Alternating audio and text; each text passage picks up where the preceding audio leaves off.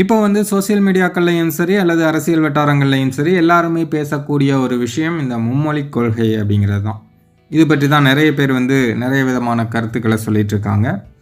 இது பற்றி உதயநாட்டை இன்னைக்கு பத்திரிகையாளர் சந்திப்பில் ஒரு சில பத்திரிகையாளர்கள் வந்து கேள்வி கேட்டாங்க.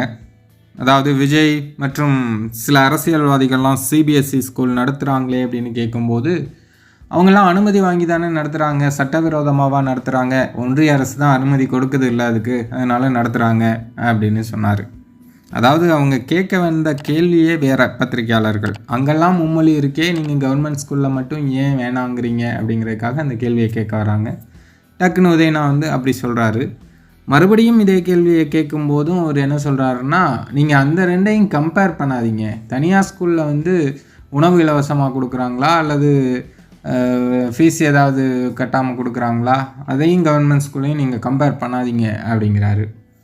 ஃபைனலாக ஒரு பத்திரிகையாளர் வந்து ரொம்ப தெளிவாக ஒரு கேள்வி கேட்குறாரு. இல்லைங்க, அங்கே சிபிஎஸ்சி ஸ்கூல்லலாம் ஹிந்தி மற்ற லாங்குவேஜெல்லாம் இருக்கே, நீங்கள் மட்டும் ஏன் அரசு பள்ளிகளில் இந்த மாதிரி மும்மொழி கொள்கை வேணாங்கிறீங்க அப்படின்னு கேட்குறாரு. அதுக்கு உதயனா சொல்கிறாரு, நீங்கள் ஏதாவது முக்கியமான கேள்வி கேட்பீங்கன்னு நினச்சேன்.